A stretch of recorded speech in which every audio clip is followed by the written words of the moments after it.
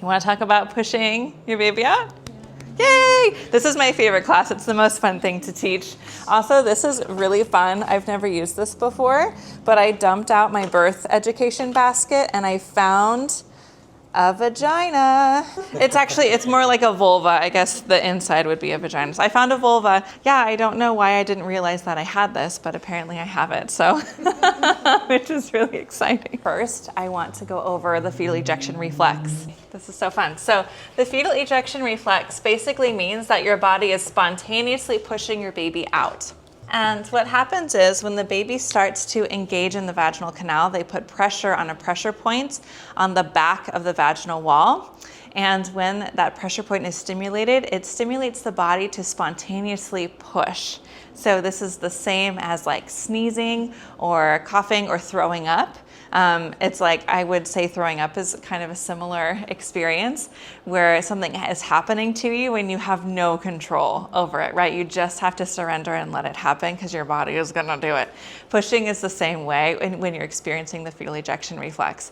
There's no stopping it. It's just this like overwhelming reflex sensation in your body to like tighten your tummy muscles and like bear down. And some women will like grunt and you're leaning against something and you have a contraction, you're like, oh, it kind of looks like that. And so the best thing you can do when you experience this is to surrender. But if you were going to do directed pushing, someone would be telling you to hold your breath and count to 10, and they would be telling you to push. They tell you to add extra force by tightening your diaphragm and like putting your chin to your chest and leaning forward. This is what you see in the movies.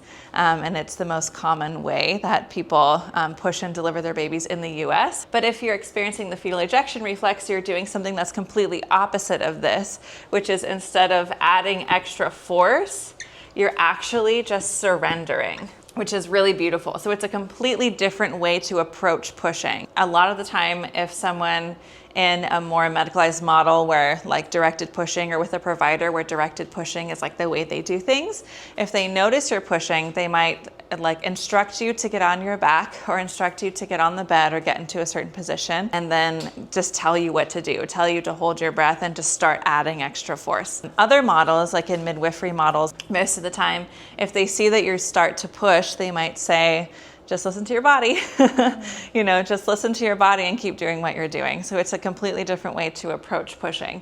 There is no reason to, unless the baby is struggling and we're trying to get the baby out faster, there's no reason to add extra force because there is this perfect process for pushing your baby out that's already woven into place.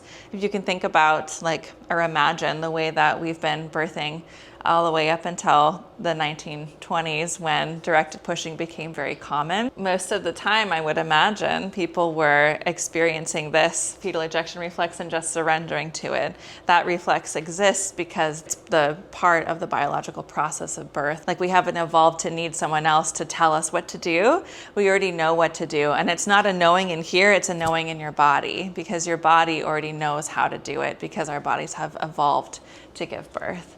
So when you experience the fetal ejection reflex, and most of the time you will, there's some circumstances when you won't, and I'll explain that in a second. If you could surrender to that instead of add extra force, well, it can protect you from not getting too exhausted. That extra force can sometimes lead to distress and exhaustion for baby and mom. And then also it can decrease your risk for tearing, which is why it's my favorite way to approach birth, because I really love to support families in reducing that risk. So what that looks like to surrender to the reflex is to soften your muscles and to relax your tummy muscles especially, unless your body is spontaneously engaging them to push.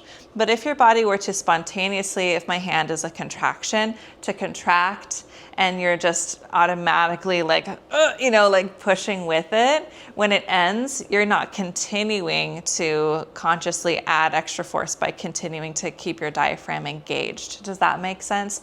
You're letting it go and you're letting it come and go and come as it does. If you could relax your body and then take slow, deep breaths, breathe normally. You don't have to pant or like do anything that you see in movies. Just breathe normally and give you and your baby lots of oxygen, and allow yourself to surrender by softening your tummy muscles when you can, softening your jaw, and just visualizing your body opening and your baby coming through and keeping your attention there. It's very simple and it's very natural. And so when you experience that, it feels really easy most of the time to just surrender to it and let it continue the way that your body is leading, as long as you're in an environment with people that are supporting you and listening to your body. And if at any point you're in a position that really doesn't feel good, or you feel like you can't push effectively, or you feel like overwhelmed by the contractions, you can always get into another position. And getting into another position usually is like the best medicine if at any time during pushing it just feels like it's not working very well. A lot of people say that pushing is their favorite part, though I have heard people who were like, I've never liked pushing. A lot of those people have told me that they also have issues with control, and pushing really invited them to just fully release control over to this, biological reflex. And they were like, I just really didn't like not being in control. So maybe that's why they didn't like the pushing as much. I loved pushing, and so many stories I've heard, people love pushing. And I think that's because it feels really good to be almost there. It feels really good to come out of that like hazy, sort of euphoric rhythm place of labor, where you have a contraction and you rest, and have a contraction and you rest, and you do your rhythm and you rest, and then you do that until you need to do something else, and you change it up, and you're just like focusing, for hours. And then to come out of that and get this little rush of adrenaline to give you energy to push your baby out. A lot of the time you may feel like, whoa, like I'm way more present, I'm way more here, let's do this, I have more energy. After you go through transition, a lot of the time people feel a lot better and they feel good while pushing. Obviously I can't promise anything for you, but that's what I've seen a lot of the time. And you could push for 2 pushes, and you could push for 4 hours. It's hard to know exactly how it's going to go because it's so different for everyone. Pushing a little beyond 4 hours tends to kind of enter this place where it's not, it's a little abnormal. And if baby's doing fine and your provider is comfortable with it, it's okay to continue to push. But that's usually the time when a conversation might be had about transferring or using a tool like forceps or vacuum to encourage baby to come. If you're pushing for a long time, like 4 hours, it's probably because your baby is in a position that really isn't optimal. So changing positions frequently throughout pushing, if you're pushing for a long time, is really important.